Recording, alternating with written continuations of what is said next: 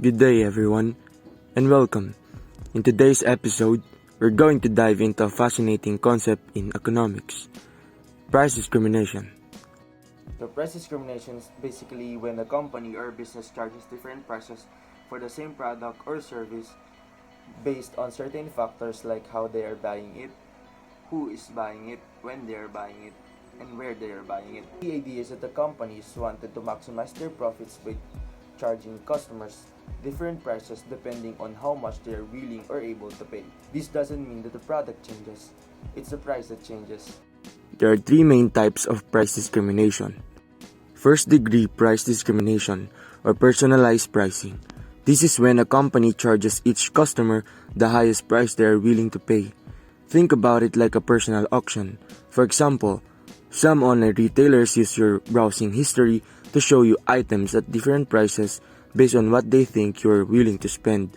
For example, if you are shopping for a concert ticket online, the website might offer you a seat for 10,000 pesos, but your friend might see the same seat for only 8,000 pesos because they are shown a different price based on their browsing habits or location.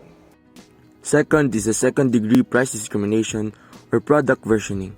This happens when a company offers different versions of the same product with the prices depending on features or quantity. Here, everyone has the same choice, but the more you buy or the better features you want, the higher the price you pay. Think about how movie theaters sell tickets. They have regular tickets for only 380 pesos, but if you want a better seat or a special experience like 3D or IMAX, you pay a higher price even though the movie itself is the same. Third is a third degree price discrimination or group pricing. This is when companies charge different prices to different groups of people based on certain characteristics like age, student status, or geographic location. This is the most common form of price discrimination. For example, senior citizens and students often get discounts at movie theaters, public transportation, and theme parks. The theater knows that students and older adults may not be able to afford the full ticket price, so they offer a discount to those groups even though everyone is watching the same movie. I think price discrimination is neither inherently good nor bad. It's a tool that businesses use to maximize profits and reach a broader range of customers. However, whether it's seen as fair or ethical depends on how it's applied. For consumers, price discrimination can be great if you're part of a group that gets discounts, like students or seniors, but it can feel frustrating if you end up paying more than someone else for the same thing, right? And for the perspective of businesses or for businesses, price discrimination is a strategy to make more money, but businesses must be careful about how they apply it. If customers feel they're being treated unfairly, it could harm their reputation and brand loyalty. There are also other examples of price discrimination in different industries. First is pharmaceuticals. Drug companies often use price discrimination. For example, the same medicine may cost much less in developing countries than in wealthier countries. This is because people in wealthier countries can afford to pay more, and the company charges a lower price in developing countries to make the drug accessible to all. Also, mobile phone plans.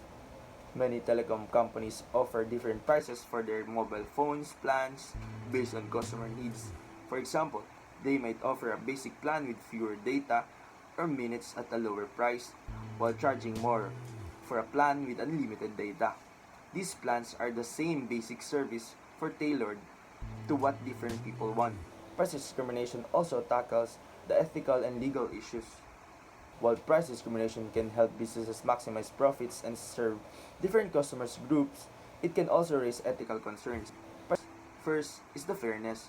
Some people may feel that price discrimination is unfair, especially if they find out that someone else is paying less for the same product. Second is regulation. In some cases, price discrimination can be illegal if it leads to practices that harm competitions or disadvantages certain groups unfairly. For example, charging higher prices to certain racial or ethnic groups would be discriminatory and illegal. Third is price gouging. In some cases, price discrimination can lead to price gouging where businesses charge extremely high prices for products during emergencies, like during natural disasters. This is often seen as exploitative and may be regulated by government authorities. So why do businesses use price discrimination? First is to increase profits. By charging different prices to different groups of people, businesses can make more money overall. For example, someone willing to pay more for a product, like a business traveler, will pay a higher price, while someone who might not be able to afford the full price, like a student, still gets a discount. Second is to maximize customer base. Offering different prices allows businesses to reach more customers. If everyone had to pay the same price, some people might not be able to buy the product at all. By offering lower prices to certain groups, businesses can include more people in their customer base. Third is better use of resources.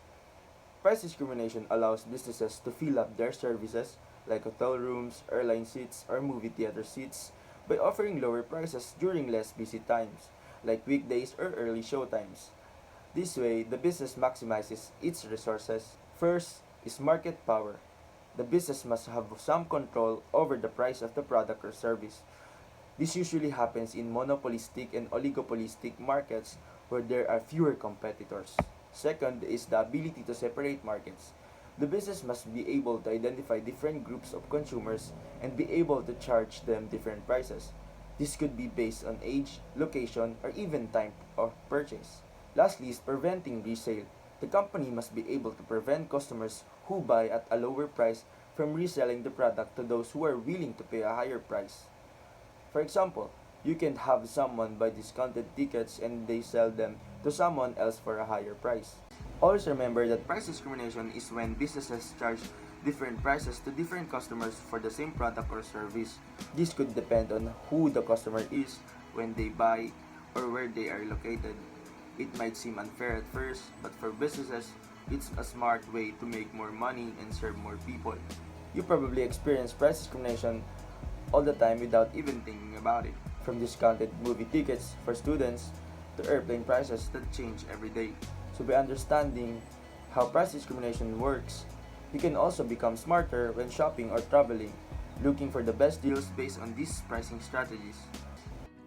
Thank you so much for watching. I hope this video helped you understand price discrimination a little better. If you enjoyed the content, don't forget to like and subscribe for more economics insights. Until next time, take care and happy learning.